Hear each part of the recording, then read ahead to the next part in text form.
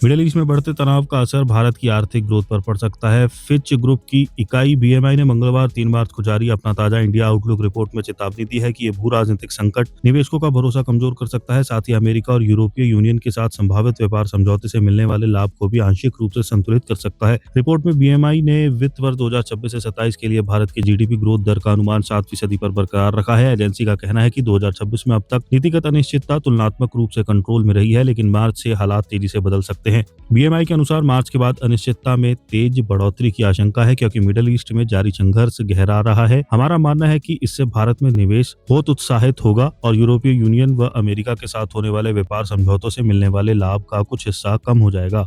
यह आकलन ऐसे समय में आया है जब 28 फरवरी को अमेरिका और इजराइल ने ईरान पर सैन्य हमले किए। इसके जवाब में ईरान ने ड्रोन और मिसाइल हमलों के जरिए इजराइल खाड़ी देशों में मौजूदा अमेरिकी सैन्य ठिकानों और दुबई जैसे ग्लोबल बिजनेस हब को निशाना बना दिया। रिपोर्ट में कहा गया है कि ईरान ने स्ट्रेट ऑफ होर्मुज से गुजरने वाले जहाजों को चेतावनी दी है।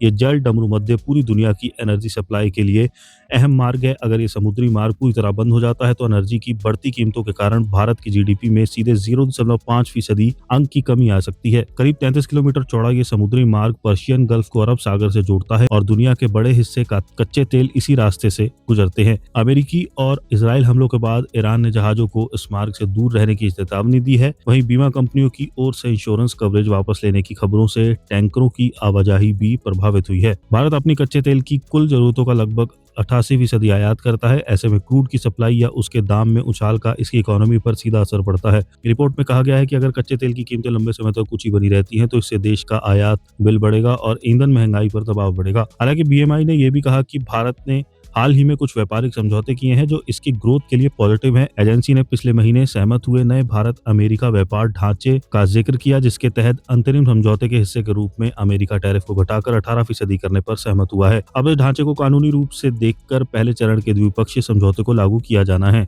इस बीच फरवरी में अमेरिका की सुप्रीम कोर्ट ने ट्रंप प्रशासन के लगाए गए रेसिप्रोकल टैरिफ को रद्द कर दिया है। कोर्ट ने राष्ट्रपति ट्रंप ने 1977 के international emergency economic powers act के तहत अपने अधिकारों का अतिक्रमण किया था। फैसले के बाद अमेरिका ने 24 फरवरी से 150 दिनों के लिए सभी देशों पर 10% का नया टैरिफ लागू किया। राष्ट्रपति डोनाल्ड ट्रंप ने इससे 15% तक बढ़ने की योजना की घोषणा भी की है। हालांकि इस पर अभी औपचारिक आदेश जारी नहीं हुआ है। इस बीच यूरोप के साथ डील के मोर्चे पर भी प्रगति हुई है। जनवरी में भारत और यूरोपीय यूनियन के बीच फ्री ट्रेड एग्रीमेंट पर सहमति बनी, जिससे कानूनी मंजूरी के बाद 1 साल के भीतर लागू किए जाने की उम्मीद है। बीएमआई का मानना है कि अगर ये व्यापार समझौता सफलतापूर्वक लागू होते हैं तो वे भारत की जीडीपी ग्रोथ संभावनाओं को मौजूदा अनुमान से ऊपर ले जा सकते हैं। हालांकि अंतिम प्रभाव इस बात पर निर्भर करेगा कि मिडिल ईस्ट का संघर्ष किस देश में जाता है और क्या एनर्जी सप्लाई से जुड़ा संकट गहराता है।